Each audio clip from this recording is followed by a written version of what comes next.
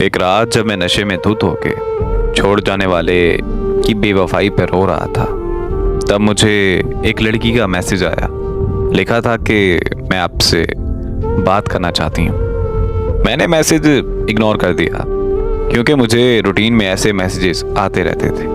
मेरा social media account हकीकत में मबनी दर्द पर लिखी दास्तानों से भरा हुआ था, जिसकी वजह से बहुत सारे लोगों के दिलों में मेरे लिए हमदर्दी थी और वो लोग मुझे मैसेजेस करते रहते थे।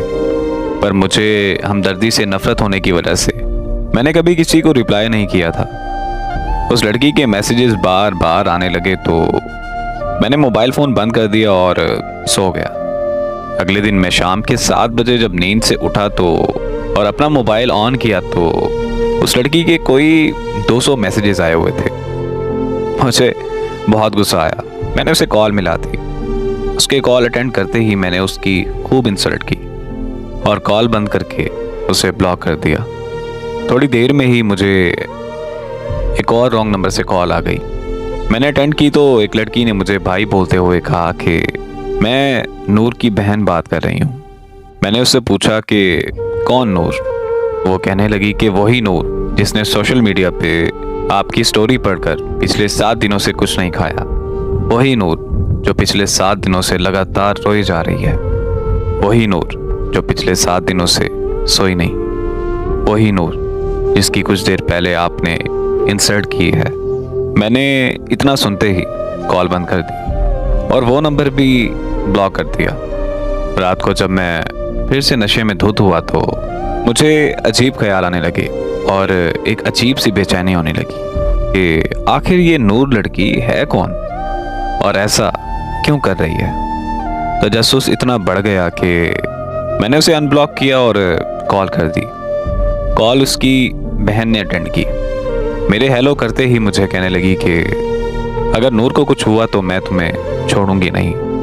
मैंने भी उससे गुस्से में बात करते हुए पूछा कि आखिर मैंने ऐसा क्या किया है जो तुम मुझसे ऐसे बात कर रही हो। तो वो रोते हुए कहने लगी कि नूर को पता नहीं क्या हो गया है, उसे बिल्कुल होश नहीं आ रहा। हम सब उसे अस्पताल लेकर आए हुए हैं। मैंने जब अस्पताल का एड्रेस पूछा तो अस्पताल मेरे घर से 6 घंटे की ड्राइव पर था। मैंने एक दोस्त को कॉल की कि हमें इस्लामाबाद जाना है। मेरा दोस्त आ गया और हम रात के 2 बजे इस्लामाबाद के लिए निकल पड़े। हम सुबह के 8 बजे इस्लामाबाद के अस्पताल पहुंच गए। वहां पहुंचते ही मेरी मुलाकात नूर की बहन से हुई। उसने बताया कि नूर को 104 पर बुखार है और उसे अभी तक होश नहीं आ रहा। फिर उसकी बहन ने जो मुझे नूर के बारे में बताया वो सुनकर तो मैं अपने होशो हवास खो बैठा था। आखिर ऐसा कैसे मुमकिन हो सकता है? नूर की बहन ने मुझे बताया कि हमारे वालिदैन एक रोड एक्सीडेंट में मारे गए थे। नूर को उनकी मौत का सदमा बहुत गहरा लगा। एक दिन मैं नूर को खाना देने के लिए उसके कमरे में गई और अचानक से नूर मुझ पर चीखने लगी। वो कहने लगी कि यहाँ से चली जाओ और मुझे मारना शुरू कर दिया। मैं और मेरे मामू नूर को अस्पताल ले गए। वहाँ जाकर पता चला कि नूर एक दिमागी मर्ज में मुब्तला है। ये एक ऐसा मर्ज है जिससे इंसानी सोच, एहसासात और मुतासिर होते हैं। पर हमें लगा कि बस ये माँ बाप की मौत का सदमा है और कुछ ही दिनों में नूर बिल्कुल ठीक हो जाएगी। तो हम नूर को घर वापस ले आए, लेकिन नूर की हालत दिन ब दिन बिगड़ने लगी। उसकी हालत इतनी ख़राब हो गई कि नूर खुदकुशी करने की कोशिशें करने लगी। हम नूर को फ़ौरन माहिर नफ्सियात के पास ले गए।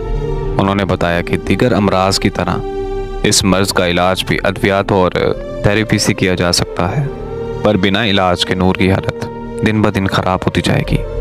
अगर मज़ीद देर हो गई तो नूर को पागल खाने भी भेजना पड़ सकता है। तो हमने फ़ौरन नूर का ट्रीटमेंट शुरू करवा दिया। 2 साल के मुश्किल तरीन वक्त के बाद नूर बिल्कुल ठीक होकर खुशहाल ज़िंदगी गुजारने लगी।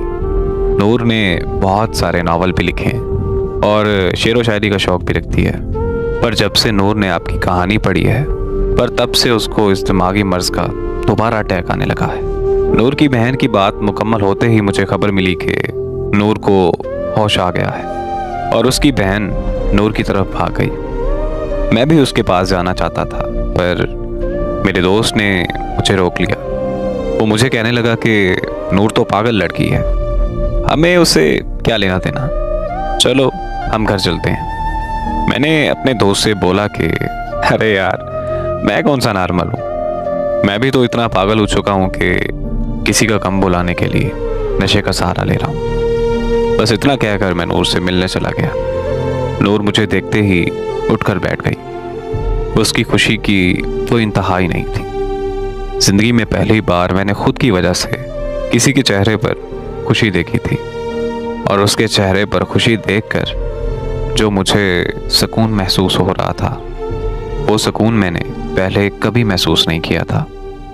मैं नूर के करीब जाकर बैठ गया और उससे उसका हाल चाल पूछने लगा, तो वो मुझे कहने लगी कि आपके आने से सब कुछ ठीक हो गया है। फिर हमने बहुत सी बातें की और कुछ देर बाद मैंने नूर से कहा कि अब मेरे जाने का वक्त हो गया है। नूर ने जब ये सुना तो पता नहीं उसकी हंसी अचानक से कहाँ चली गई। उसके हाथ पांव कांपने लगे और आंखें नम हो गईं। मैंने नूर की हालत देखते हुए अपने दोस्त को कॉल की और उसे कहा कि तुम चले जाओ, मैं बाद में आ जाऊंगा। इतना सुनते ही नूर के चेहरे पर मुस्कुराहट फिर से वापस आ गई। मैं और नूर 2 दिन तक अस्पताल में रहे। वो 2 दिन मेरी जिंदगी के सबसे खूबसूरत दिन थे। हमने एक साथ जीने मरने की कस्में भी खाई थी।